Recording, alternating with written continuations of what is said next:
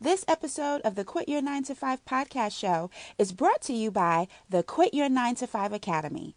Are you a struggling entrepreneur who's still stuck at a day job and want out?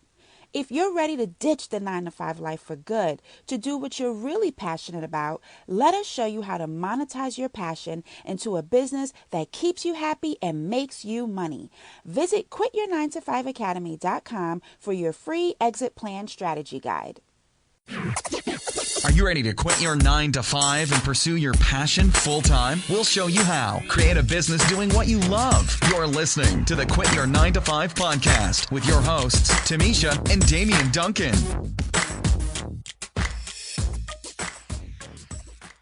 First of all, thank you so very much for being here right now. I really, really appreciate you taking the time to talk to us because I know you're so very busy and you are doing such amazing things with your business right now. You are killing it, okay? You know how I already feel about you. Thank you. Thank you. Cara, for you guys that are out there, Cara is a best-selling author. She's a master life coach. She is the founder of the Champagne Diet, which I think is, first of all, I absolutely love the name because originally people will think the Champagne Diet. They think it might be something associated with health and losing weight, drinking champagne. But, I really love the fact that it's not about that at all, but it's more about, living that lifestyle and that lifestyle that you want and really coming into yourself and celebrating yourself. Like, you're very big on celebrating yourself, celebrating women, and helping other women appreciate how to celebrate themselves every day.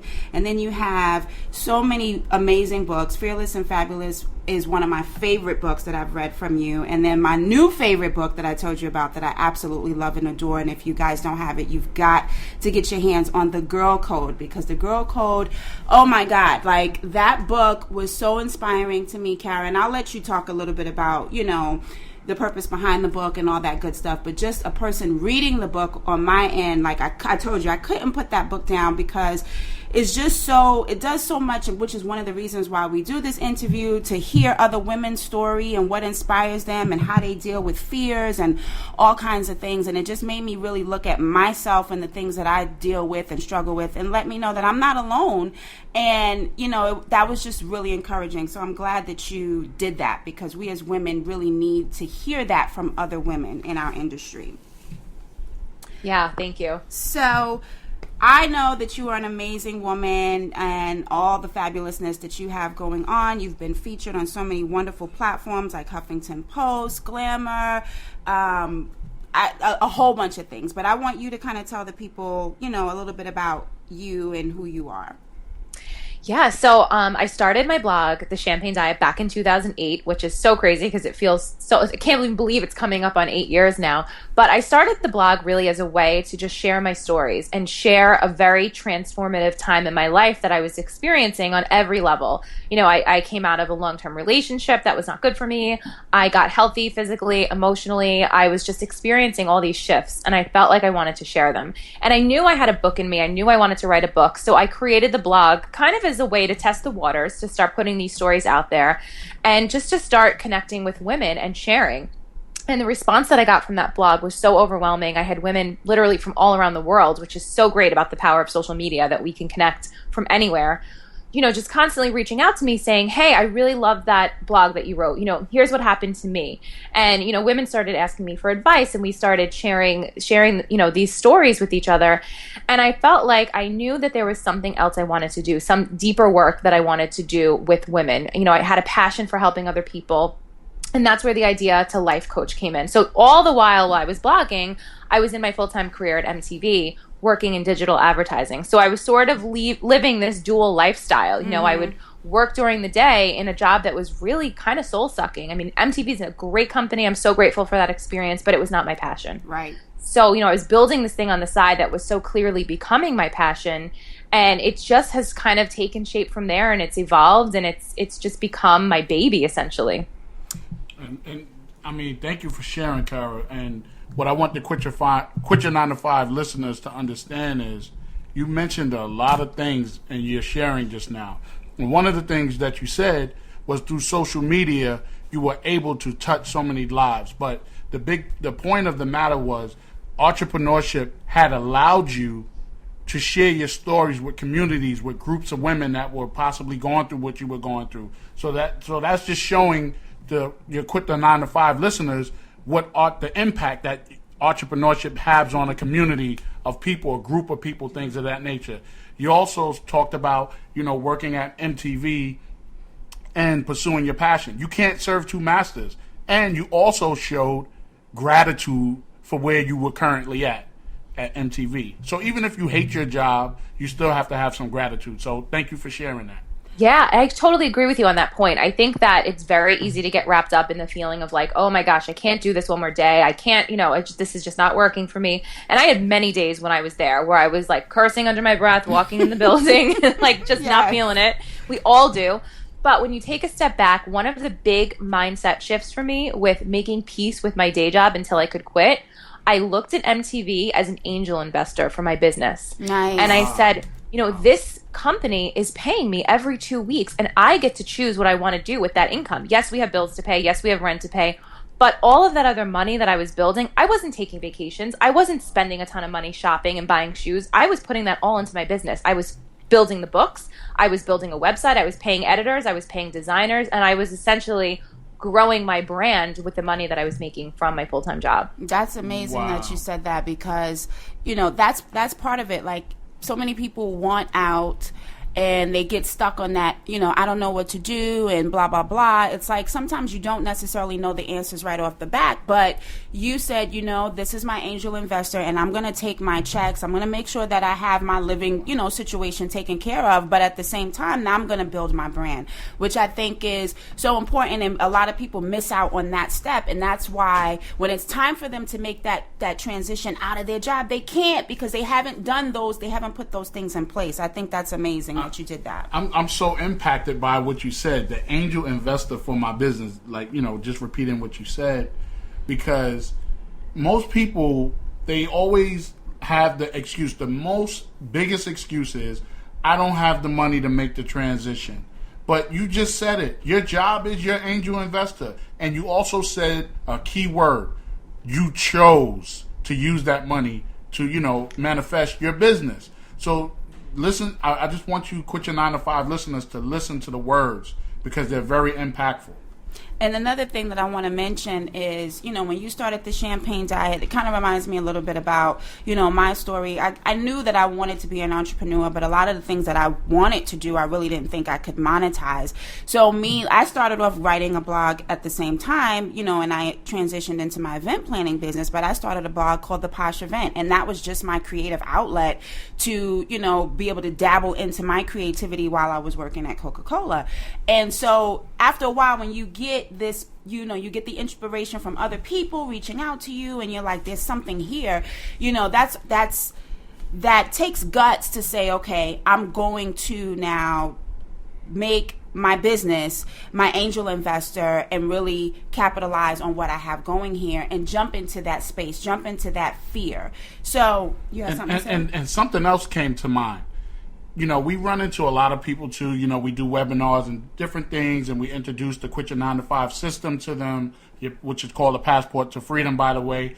And most people, we get another common theme or thing that we hear is, I'm comfortable, I love my job. And Cara, what you just said was, you were grateful for your job, but you knew that you had a bigger purpose in your life. Mm-hmm. And that's what entrepreneurship creates. A bigger purpose. So you could be making $200,000 a year, $500,000, whatever it is in your job, but you're even bigger than that salary. So that's what entrepreneurship allows. So I will say it again: put your listening ears on, because this is some great stuff we're hearing.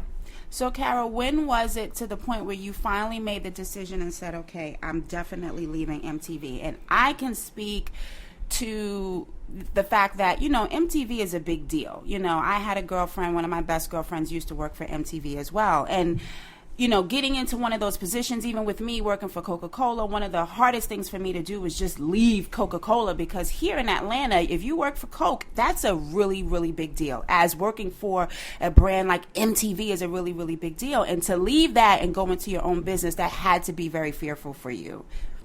Yeah, it was. And it took me a really long time. I think that at first started to trickle in, the thought that I could do this was, it was 2013, I think it was, when I went to London and Paris by myself.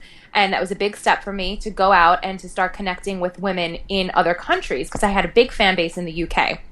So I said to my friend, who is also a blogger, who lives in Paris, she's an American, New Yorker actually, who moved to Paris on her own to start a blog. We really connected. We said, let's just throw a little mini book signing. It was for my first book, Sparkle. And let's just throw an event for women to celebrate female bloggers and, you know, kind of a women's empowerment event in Paris. And, you know, at first when you say that, it's like, okay, wait, who does she think she is? She's going to go throw a party in Paris? Like, what? Right. But I don't know. It sounded so romantic and so fun and so exciting to me. And we actually made it happen. And I flew by myself, you know, to London. I took a couple days off work. I took the train to Paris. That in and of itself was like a whoa moment for me. Like, okay, I could do this whenever I want if I'm an entrepreneur, you know? And I came back and I hadn't told my boss what I was doing there. I just said that I was going on vacation. And when he found out what I did there, that I did this little book signing and this party, he said, what are you doing here? Like, why are you still here? You have so much talent. Like, I can't believe that you pulled that off. And that was a moment for me when I was like, okay, if my own boss, who I know adored me and, you know, promoted me and really like loved me, and I knew I was adding value at MTV, if he saw the bigger purpose in me, then I needed to start seeing it in myself. Nice. So that was one big shift for me, I think, with making that decision to leave. And then when I really decided, again, travel, I mean, it comes through on both of these stories. In 2015, or no, I'm sorry, it was 2014, and it was the summer, and my brother works at Google, and my brother is very smart, he's brilliant, but he doesn't have the risk-taking gene that I have, you know, so he's very structured.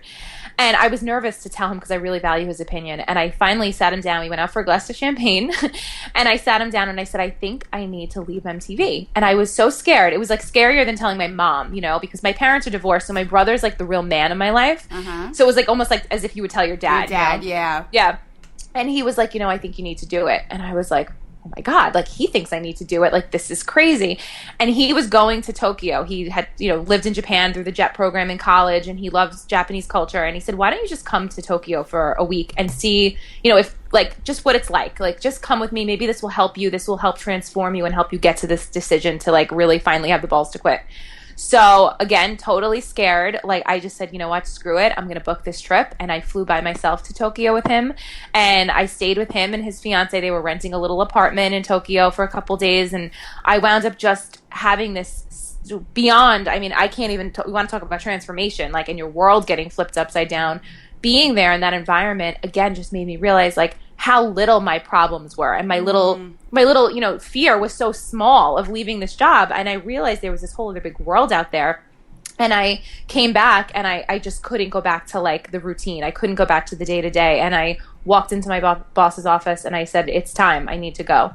And that's how I quit. And I mean, in the back end, I was working things and I was building my business and I was coming up with revenue streams and building my client base. So it wasn't like I just did this on a whim. Okay. But both times, getting out of my physical environment really helped me get closer and closer to that decision.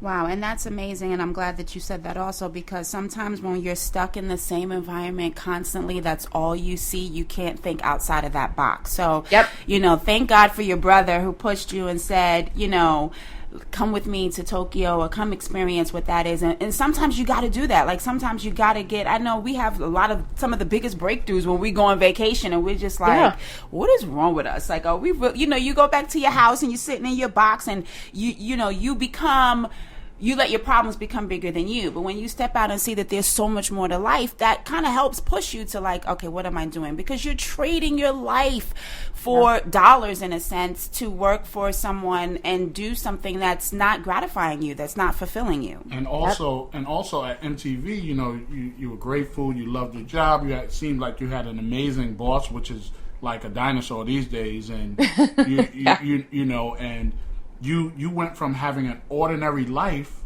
to becoming unreasonable by going to Tokyo and taking these risks, and you know, look how it manifests itself. I mean, it's just amazing Which is, Yeah, and I think one thing I want to point out too, it's like it doesn't have to be so extreme. Tokyo just happened because my brother happened to be going there, and it was kind of on a whim, and we did it last minute, and it was, not everyone can make a big leap like that financially, or even for that amount of time to be away from home. But there are small ways that you can make it work for your lifestyle wherever you're at, even if it's just a weekend getaway, and you go to a different city in the U.S., or you go to the country, or you go somewhere that just feels different from where you're at. I think that can definitely make a huge impact on you. Yeah, I agree totally. And so one thing that you said that stuck out to me because, some people think, oh, well, so-and-so did that. Cara can do that. She's fabulous. She's amazing. She's a best-selling author. She's a master life coach. She has this. She has that. She has the drive. She worked for MTV. She knows people, so she can do that.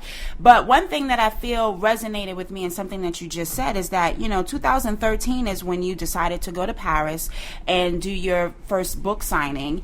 And then you were talking about 2014, you went to, you had the conversation with your brother and you decided to go to Tokyo during that time. Now, I don't know if that was exactly a year's length of time, but clearly, even in that time, you said when you went to Paris, your boss found out what you did and told you then, what are you doing here?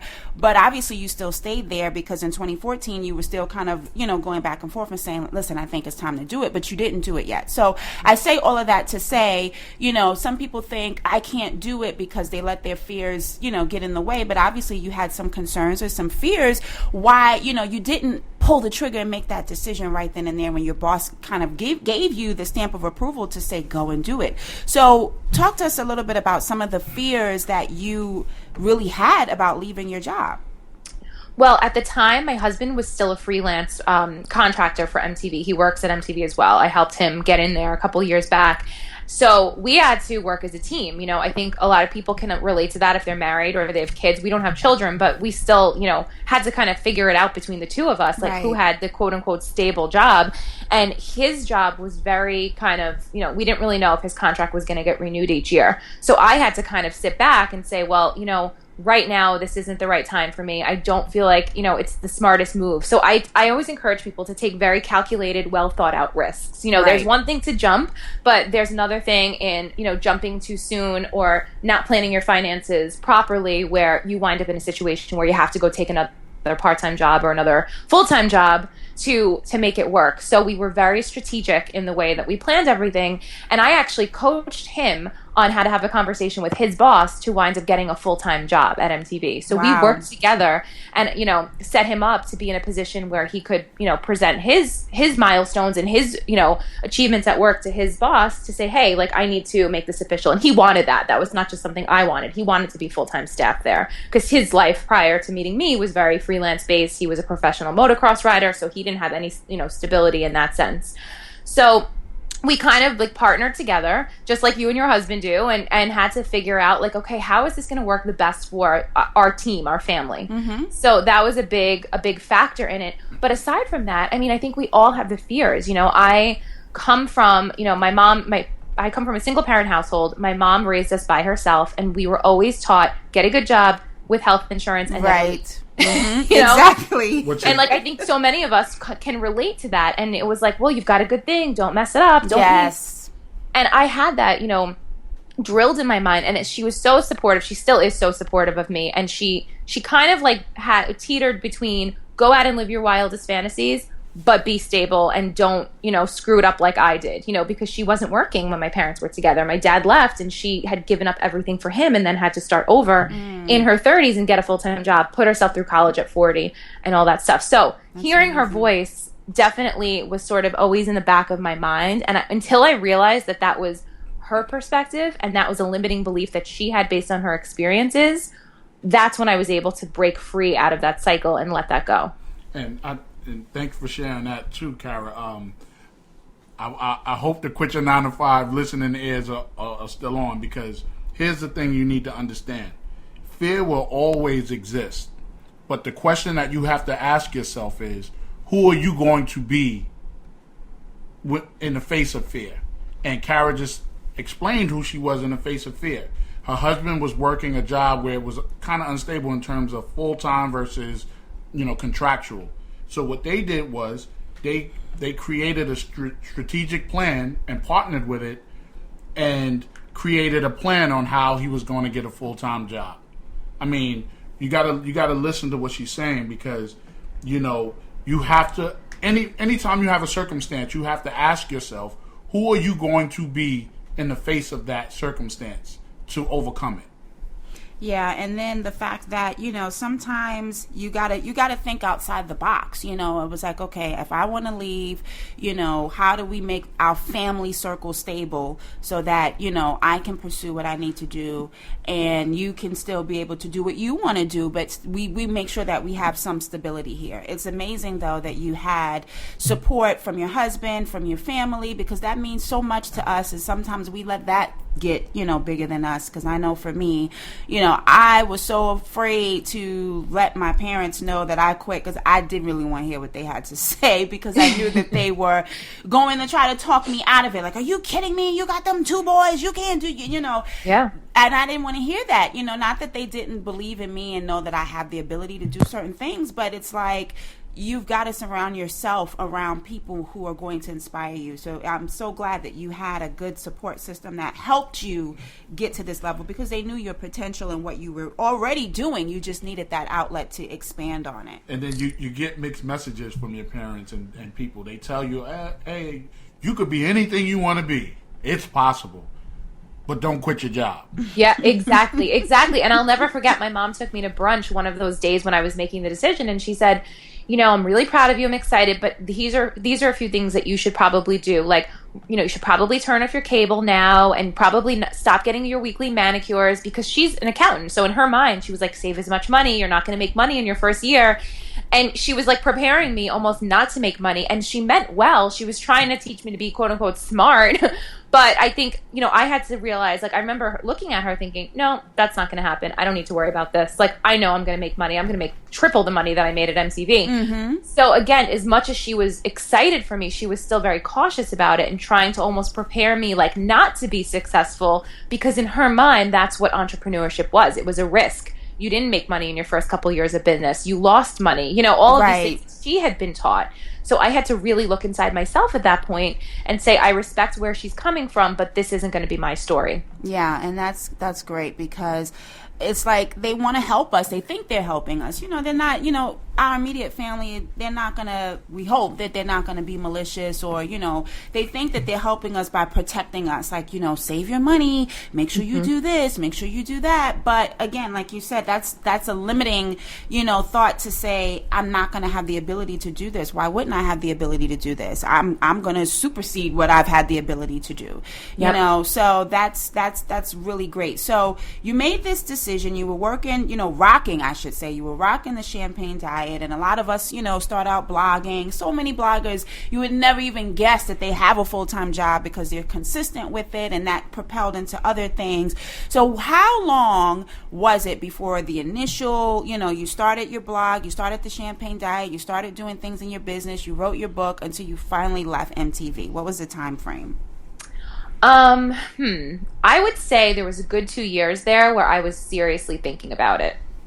So yeah, about 2 years from that time period. So I would say 2013, because I wound up leaving in the end of 2014. So between 2012 and 2014 was the time frame that I was strongly considering it. Okay. And so you touched on it earlier, but I want to really drive this point home, because you prepared yourself to quit. So I know that you prepared yourself, you know, financially for your family, as far as getting your husband secured in MTV so that you guys had stable income coming in while you were growing your brand. But what were some of the things that you did? And you mentioned it early in the call about, you know, you had you were taking your checks to invest into your business.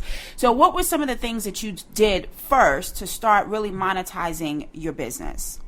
So I knew that I wanted to write books. That was a big thing for me before I ever even knew that I wanted to become a life coach. So the books were a huge priority for me. So I would, like I said, I self-published. So I had a literary agent, and I thought that I was going to go the traditional route, but I wound up, my first book got rejected by 19 editors at various publishing houses.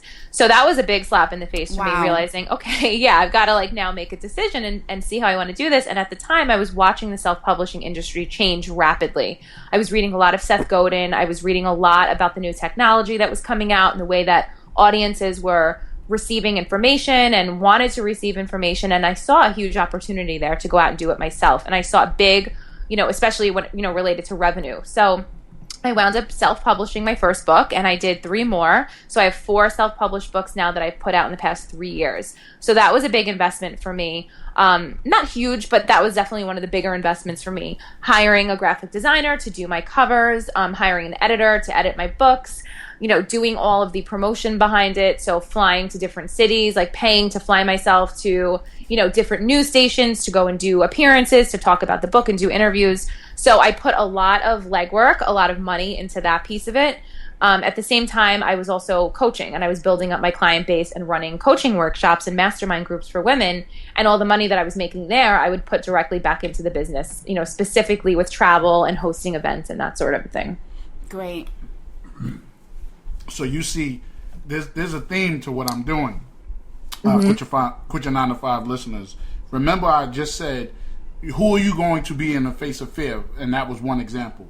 So you said that you had been rejected 19 times. So understand, being an entrepreneur is not easy. You're going to be rejected. Guess what? You get rejected in your life for different things. So rejection is a part of life. But for some reason, when people think about rejection as being an entrepreneur, it's like they avoid it like the plague. But what I'm saying is, so listen to what I'm saying. When you was being rejected, who was she in the face of rejection? Well, she was resilient. Even though you got rejected 19 times, you kept going. So that's something you have to understand, listeners. Yeah, and that could have easily discouraged you to say, I can't do this, or who am I to think that I can write a book? Because 19 times, that's a lot of times. After the first time, somebody might be like, they might try 1 or 2 times, but the fact that you went at it 19 times, just inspires me, because it's like you did not give up. It's like, okay, you don't want it, then it's your loss. Let me try somebody else, Yeah.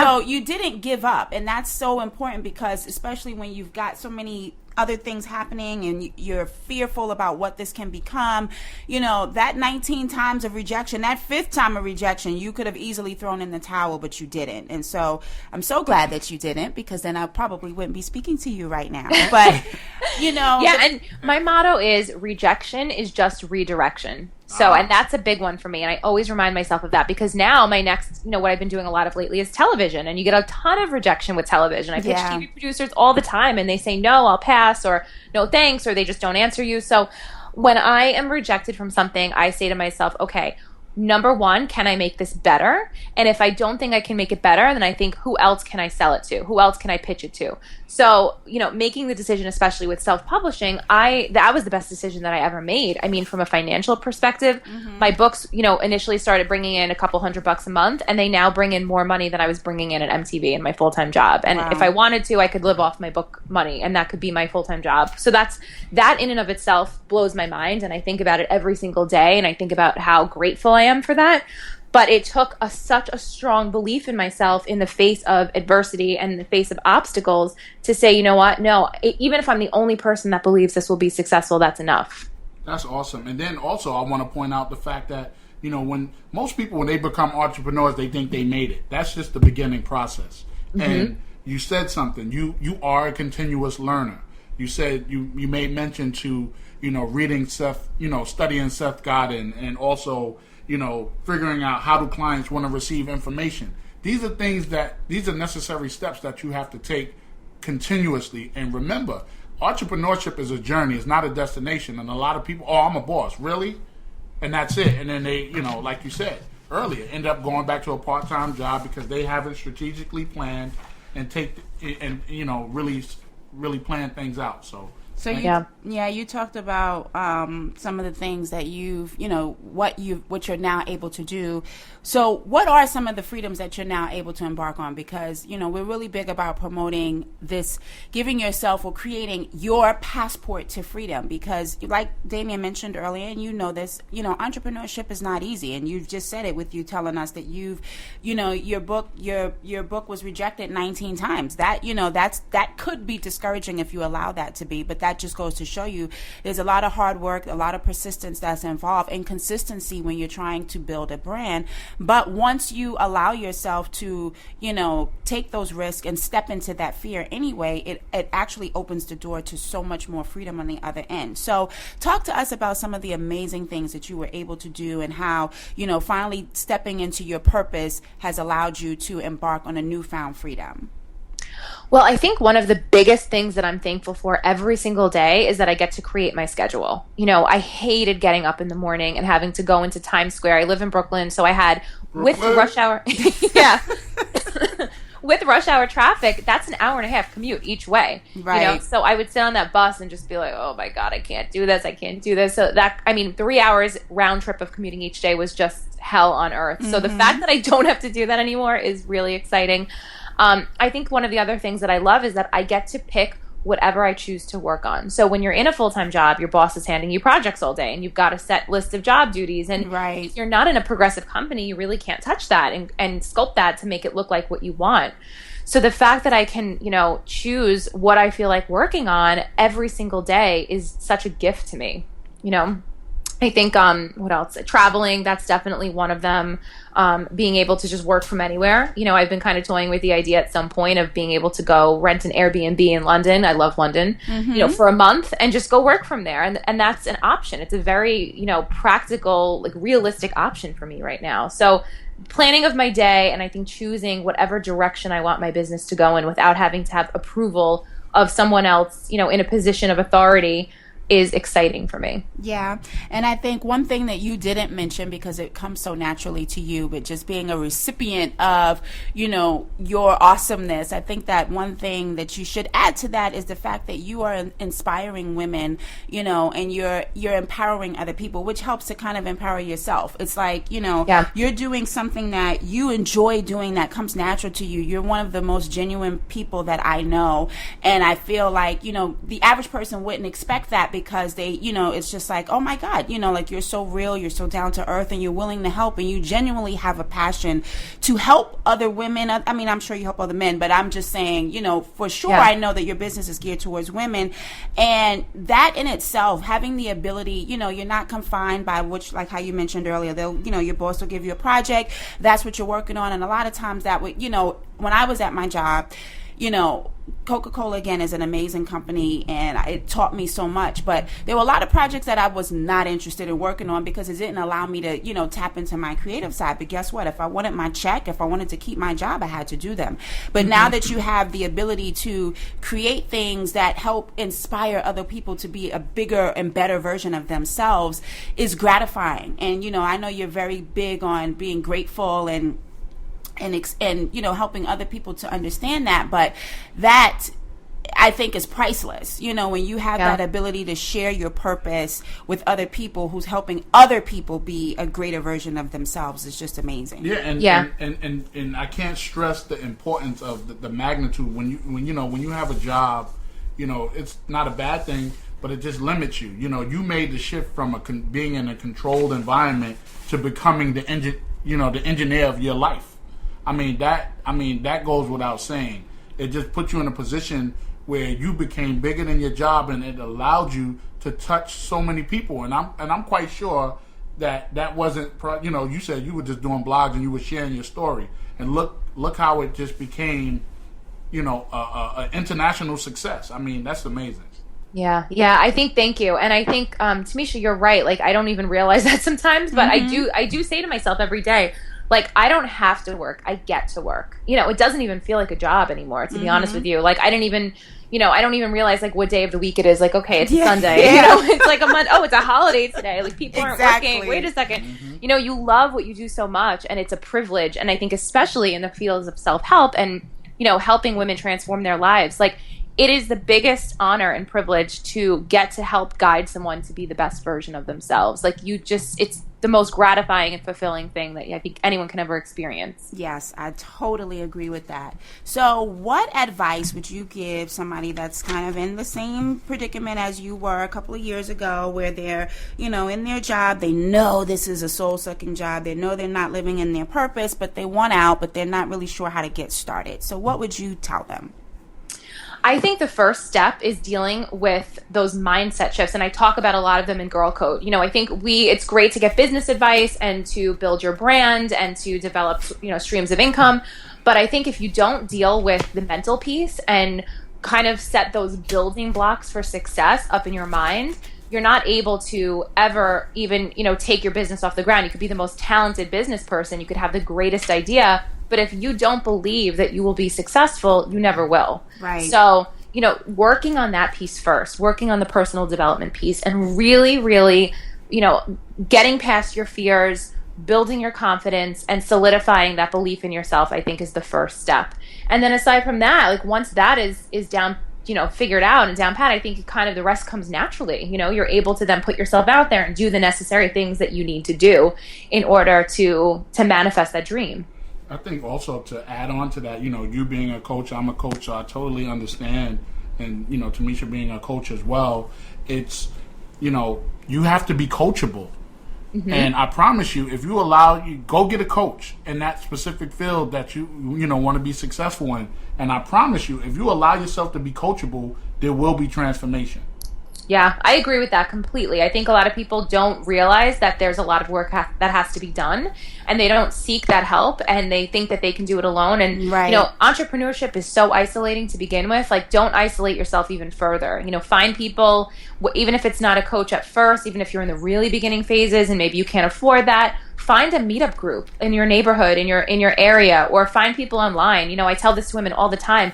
If you see someone doing something that is awesome and you admire her, reach out to her and say, hey, do you want to grab a cup of coffee? Or can I pick your brain? Or do you want to have a conversation? Can I take you to dinner? Something. Like, just build that network. I didn't have anyone in my life that was an entrepreneur. Everyone I met in that field, I met them online in some way, whether it was a Facebook group or it was an event that I went to. So build that network and curate your network and make sure that the people that you're surrounding yourself are people that you can learn from. Yeah, I think that is an amazing and very important point that you mentioned. Everything that you mentioned, specifically what stuck out to me is the mindset thing, because I can personally relate to that. I knew that I didn't want to be at my job for as long as I stayed there, but I know that my mind, it took me a minute to finally get to that point in my mind where I was like, I can do this, because we let so many other things come in before us. So you definitely have to, once you make that mindset shift, like you mentioned, all of those things will fall into place. And you've got to know that you can't do it alone. You can't show me one successful person that's done it by themselves.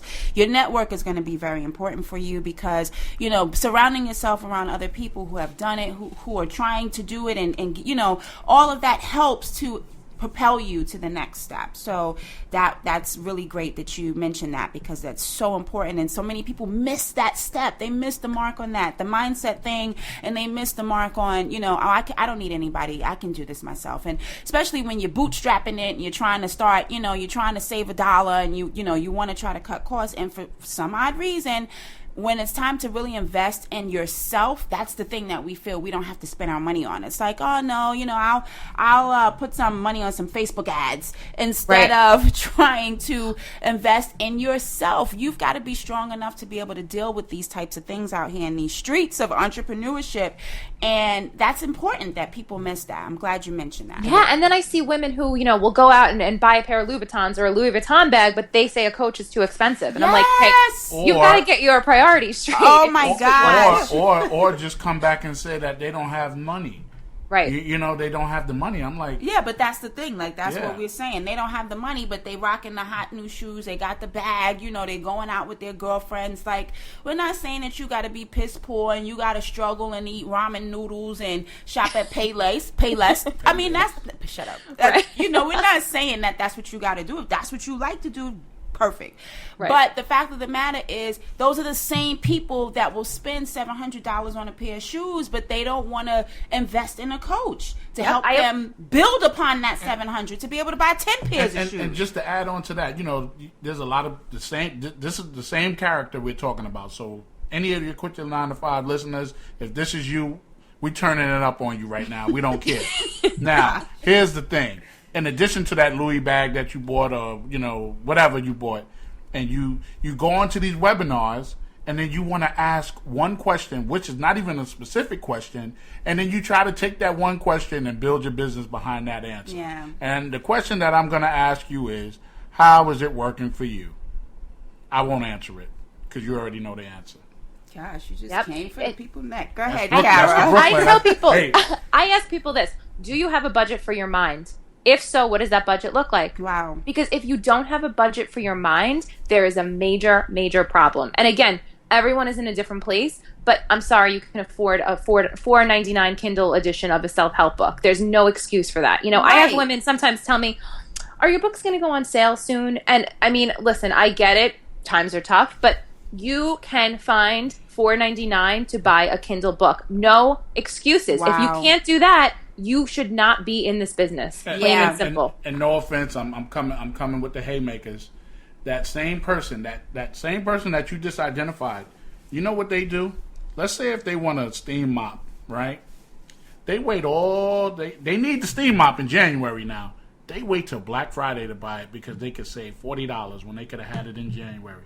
It's Right. crazy. It's ridiculous. It is crazy. And you know what? But that's the thing. I think you know, another side of not having money too, or feeling like you don't have money, part of being an entrepreneur is being able to think on your feet and create income when you need it. Right. When I need to fund something and I need to go somewhere and hustle, I launch a workshop. I do what I need to do. I sign on 2 new clients. I hustle for it. So if you have something you want, if you want to invest in a coach or buy something for your business or hire a web designer, figure that out. Manifest that money. Figure out some way that you can create it. You can create income. I think that's one of the beauties. It's a great practice tool too for becoming an entrepreneur. Yes. One of the beauties of our business is that our income is limitless. You know, it's all dependent on how much money we want to make. Mm-hmm. So if you have something you want to buy, figure out a way to come up with the funds to make it happen. Exactly. And you just reiterated, so all you people who said you don't have the money, Gosh. you will The find. people out there can't get a Hey, break listen, today. y'all gonna be mad at me this time. I don't care.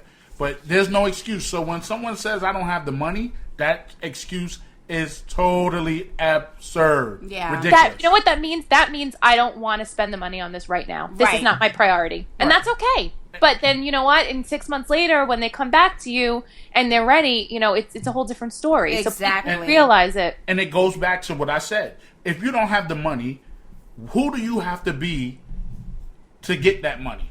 Yep. Yeah. Exactly. Exactly. And you just got to be willing to create. Like you said it perfectly. And we talk about that all the time.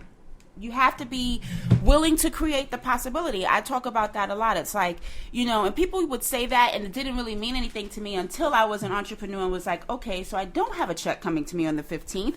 How do I create a possibility to get whatever I need done? And when, you know, you can be whatever you want to be, you can create however much money you want to create. But see, people want you to hand them the blueprint and then tell them exactly what to do. No, you've got to create the possibility. And like you mentioned, the beauty of it all is that you can create limitless possibilities. There's no cap. Nobody's telling you you're only making $60,000 and you're really bringing home 40 something after taxes, insurance, Maybe and all that less than stuff is that. taken out. There's no cap on what you can do, but you've got to be willing to put in the work and say, I'm going to create this possibility for myself, for my family, to do what I know I can do. Once you do that, I mean, the sky is truly the limit. Yep. Absolutely. So, do you have any last remarks Hey, for Cara or the audience out there? I was going to do some more roasting, but No, we're not going to roast I'm not going to do it. Hey, That was enough roasting for today. Do you have anything else you want to say? No, I just definitely, you have an amazing story. It's very compelling. I hope the Quit Your 9 to 5s listeners had their listening ears on because it was just amazing. And then you're from Brooklyn? Forget about it. Come on. You better listen to us Brooklyn people because we get it in. You guys do. Okay. So, Cara, tell the people where they can find you, please. Okay, so you can find me at thechampagnediet.com. Super easy. I'm also a big Instagram girl, so I'm at The Champagne Diet on Instagram. If you want to hang with me, you want to get to know me a little more personally, I'm on Snapchat, and my Snapchat name is different. It's Glitter Guts Glam. And I also have a YouTube channel. It's youtube.com/The Champagne Diet. So I am literally all over the web on every single platform you can imagine. So find me where you want to hang, and I would love to talk to you guys. And that's just a little, I'll give the Quit Your 9 to 5 listeners a little tip. What she just said is she has an omnipresence online. She has an omnipresence. Go Google that word, okay? Oh, gosh. And then I have to add to that because I am so honored and blessed and excited that Cara is going to be joining us for the Bombshell Experience this year. Yay! I cannot wait. I cannot wait either. We have, oh my God, it's going to be so amazing. We have so many exciting things out. So I'm looking forward to that. So if you guys want to meet Cara live, you got to come to that event. But Cara, thank you so much for taking some time out of your day to talk with us and talk with our listeners and really share and be honest about your experience and your story, because it does so much. Thanks so much for listening to the Quit Your 9 to 5 podcast with your hosts, Tamisha and Damian Duncan. We'll catch you next time.